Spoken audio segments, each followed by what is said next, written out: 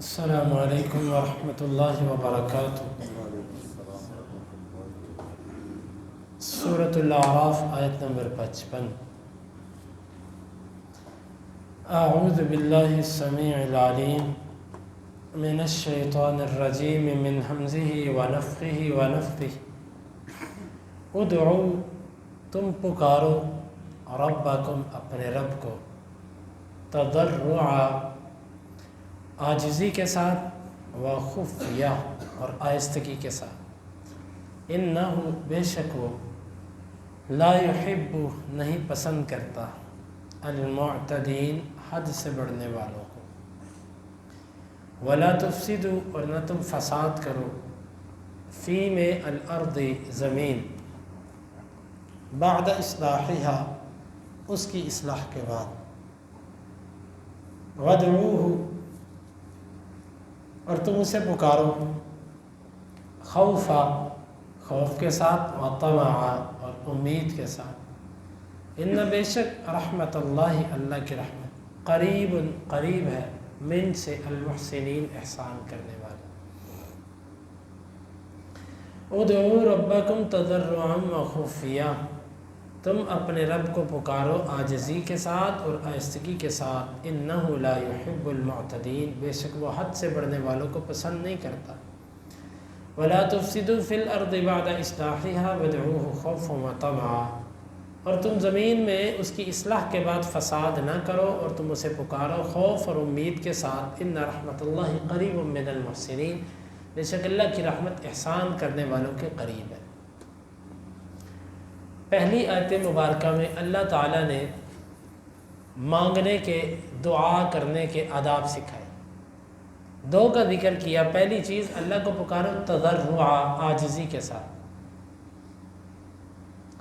تکبر کے ساتھ، اکڑ کے ساتھ اللہ تعالیٰ کو نہ پکارو، اللہ یہ کام کر دے، اللہ یہ ایسے کر دے، اس طریقے سے نہیں، عاجزی کے ساتھ، تواضع۔ آپ جتنے بھی نیک ہیں، آپ جتنے بھی متقی ہیں، آپ انبیاء سے تو بڑھ نہیں سکتے۔ ہمارے نبی صلی اللہ علیہ وسلم کے دعا کرنے کا جو انداز ہوتا تھا، آپ گر گڑاتے تھے، اللہ کے سامنے عاجزی کا اظہار کرتے تھے، روتے تھے اس کے سامنے۔ تو یہ مطلب نہیں ہے کہ کوئی جو ہے وہ اپنے آپ کو بڑا نیک اور زاہد سمجھے اور وہ کہ اللہ ایسے کر دے، ایسے کر دے۔ اللہ تعالیٰ کو حکم تھوڑی دے رہے ہیں ہم، اس سے تو ایک درخواست کرنی ہے کہ اس کی مرضی وہ قبول کرے یا نہ کرے۔ تو پہلا وصف یہ ہے کہ عاجزی۔ اب عاجزی کے جو آداب ہیں ان کو ملحوظ خاطر رکھیں۔ عاجزی کیا ہوتی ہے؟ عاجزی دل کی عاجزی ہے، پوری توجہ انکساری کے ساتھ، جلد بازی نہ ہو، اور جتنی زیادہ کریں گے اتنا آپ کو اللہ تعالیٰ کے ہاں زیادہ اجر ملے گا، قبولیت جلدی ہے۔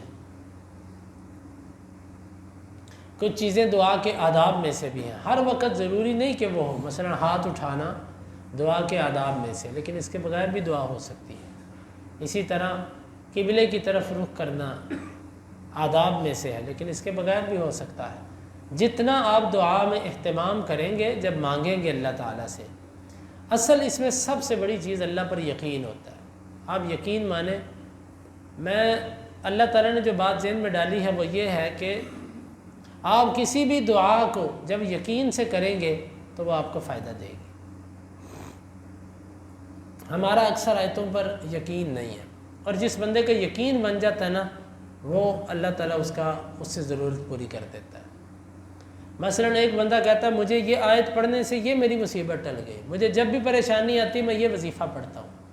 اس وظیفے کے کمال کے ساتھ ساتھ اس بندے کے اندر بھی ایک کمال ہے، وہ یہ ہے کہ اس کا اس وظیفے پر یقین بن گیا۔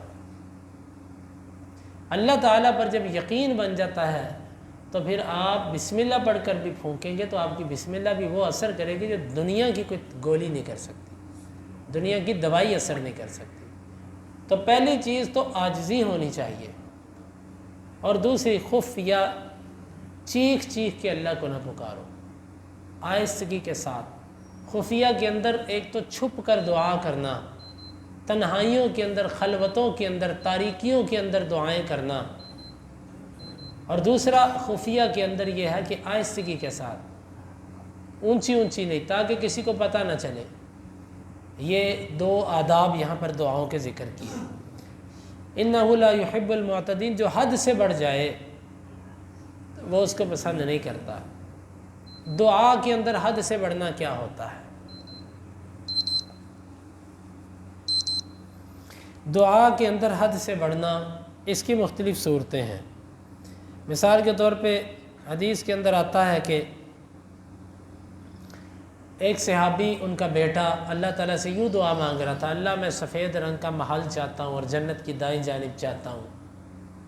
انہوں نے اپنے بیٹے سے کہا، بیٹا یہ کیا کہہ رہا تم، یوں تکلف نہ کر، سیدھی طرح اللہ سے کہا، اللہ مجھے جنت میں گھر چاہیے، اتنی شرطیں نہ لگا، ایسا چاہیے، اس طرف چاہیے، سیدھا سیدھا۔ انہوں نے اس کو دعا میں حد سے بڑھنا شمار کیا۔ یا اسی طرح دعا میں حد سے بڑھنا یہ ہے کہ خلاف سنت اس کو اپنا لیا جائے۔ جس طرح کہ بعض لوگ اس معاملے پر متمسک ہیں اور وہ اس کو چھوڑنے کے لیے تیار نہیں ہیں۔ نماز کے بعد، فرض نمازوں کے بعد دعاؤں کا جو سلسلہ ہے، یہ ایک ایسا سلسلہ چل نکلا ہے کہ اگر کسی کو بھی پوچھیں تو دلیل ان کے پاس کچھ نہیں ہے سوائے اس کے کہ جی انہوں نے مجھے کسی نے کہہ دیا تو میں نے دعا کروا دی۔ ہم اگر اس چیز کی مخالفت کرتے ہیں تو سنت کی وجہ سے، ہمیں اپنی طبیعت پر کوئی مسئلہ نہیں ہے۔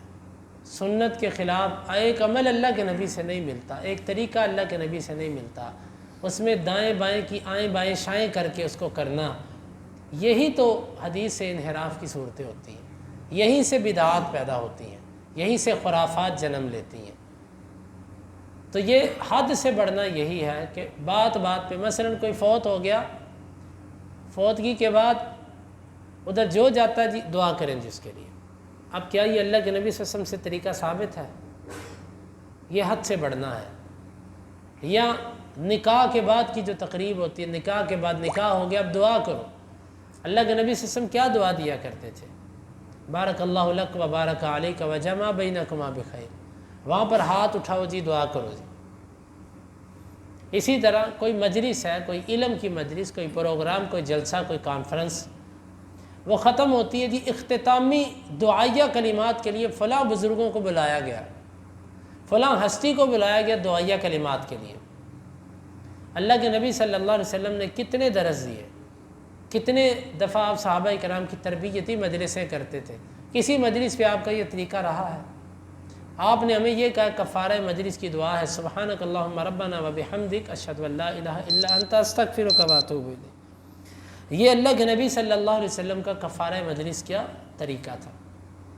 اور اس کے علاوہ نمازوں کے بعد کو ہم دیکھ لیں، اللہ کے نبی صلی اللہ علیہ وسلم سے زندگی میں ثابت نہیں ہے دعا، کبھی آپ نے زندگی بھر میں، ہم تو کہتے ہیں نا جی کسی نے کہہ دیا، اللہ کے نبی صلی اللہ علیہ وسلم سے زندگی بھر ثابت نہیں، اور نہ کسی کا یوں کہنا ثابت ہے نمازوں کے بعد۔ یہ اتفاقاً بات آ گئی تو میں نے کر دی۔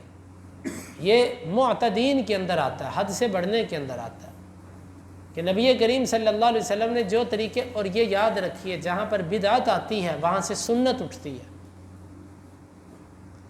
آج لوگ کہتے ہیں جی فلاں بیمار ہے اس کے لیے دعا کر دیں، حالانکہ سنت کیا ہے؟ آپ اس کی تیمارداری کریں، اس کے لیے جا کے دعا کریں، یا اس کے لیے تنہائی خلوت کے اندر اس کے لیے دعا کر دیں۔ سنتیں ختم ہیں اور اس کی جگہ پر اجتماعی دعا آ گئی۔ یہ نماز کے بعد ہم نے آپ کے لیے دعا کروا دی تھی، ٹھیک ہے جی۔ مر گیا کوئی جنازہ ہو گیا، اس کے بعد پھر جی فلاں فوت ہو گیا ایک دفعہ اس جمعے، پھر اس کے لیے دعا کر دیں۔ اللہ کے ہم کہتے ہیں یہ تنگ نظری ہے۔ تنگ نظری یہ نہیں ہوتی، بلکہ یہ تنگ نظری ہے کہ چلتے ہوئے طریقے کو وہ بدلنا نہیں چاہتا، یہ تنگ نظری ہے۔ تنگ نظری اس کی ہوتی ہے کہ جس کا عمل سنت کے مطابق نہیں ہوتا۔ جو سنت والا ہوتا ہے وہ نہ متعصب ہوتا ہے، نہ وہ تنگ نظر ہوتا ہے۔ تنگ نظر وہ ہوتا ہے جو اپنے پرانے طریقے کو چھوڑنے کے لیے تیار نہیں ہوتا۔ اس کے لیے پھر وہ مختلف قسم کے ہیلے بہانے اور مختلف قسم کی شخصیات، جی فلاں ایسے دعا کرتا ہے، جی آپ کیوں نہیں کرتے؟ اور جی میں نے فلاں سے پوچھا، فلاں کہتا ہے میں کر لیتا ہوں، جی آپ کیوں نہیں کرتے؟ شخصیات تو نہ دلیل ہے، نہ قرآن ہے، نہ حدیث ہے، بات تو کتاب و سنت پہ ہوگی۔ یوں ہی ہم یقین مانیں کہ ہم اہل حدیث کہلوانے والے، ہم حدیثوں کے پاسبان اپنے آپ کو سمجھتے ہیں، سنتوں کے نگران اپنے آپ کو سمجھتے ہیں۔ جب ہماری یہ کیفیت ہوگی تو باقیوں کا کیا بنے گا؟ دعاؤں کے اندر اسراف، دعاؤں کے اندر حد سے بڑھنا وہ یہی ہے کہ بات بات پہ دعا، بات بات پہ دعا، اور اس کا نتیجہ یہ نکلا کہ اللہ کے نبی نے جو موقع کی سنتیں اور دعائیں بتائی ہیں وہ چھوٹ گئی، اور اس کی جگہ پر یہ اپنے دیسی طریقے آ گئے۔ وَلَا تُفْسِدُوا فِي الْأَرْضِ بَعْدَ إِصْلَاحِهَا، اور تم زمین میں اصلاح کے بعد فساد نہ کرو۔ زمین کی اصلاح کیا ہے؟ زمین کی اصلاح اللہ کی اطاعت ہے۔ اللہ کی اطاعت جب تم نے کر دی تو اللہ تعالیٰ کی اطاعت کے بعد اب اس کی نافرمانی کو زمین کے اندر رائج نہ کرو، یہ زمین میں فساد ہے۔ یعنی اسلام آنے کے بعد، حق بات سننے کے بعد اس کی مخالفت کرنا اور نافرمانی کرنا، یہ اصلاح کے بعد فساد ہے، یہ تم زمین پر نہ کرو۔ وَادْعُوهُ خَوْفًا وَطَمَعًا، یہاں پر دعا کے دو آداب اور بتائے گئے۔ اللہ تعالیٰ کو پکارو لیکن تمہارے اوپر خوف بھی ہونا چاہیے اور امید بھی ہونی چاہیے۔ خوف یہ ہونا چاہیے کہ پتہ نہیں وہ رب ہے، وہ مالک ہے، اس کی مرضی ہے، وہ قبول کرے نہ کرے، اور امید بھی ہونی چاہیے کہ وہ میرا رب ہے، وہ قبول کرے گا۔ خوف اور امید ہونی چاہیے، یہ دونوں چیزیں ساتھ ساتھ چلیں۔ ان رحمت اللہ قریب من المحسنین، اللہ تعالیٰ کی جو رحمت ہے وہ احسان کرنے والوں کے قریب ہے۔ جو احسان کرتے ہیں نا، اللہ تعالیٰ کی رحمت اس کے قریب ہے۔ اللہ رب العالمین سے دعا ہے اللہ تعالیٰ ان آیات کو سمجھنے کی اور عمل کی توفیق عطا فرمائے۔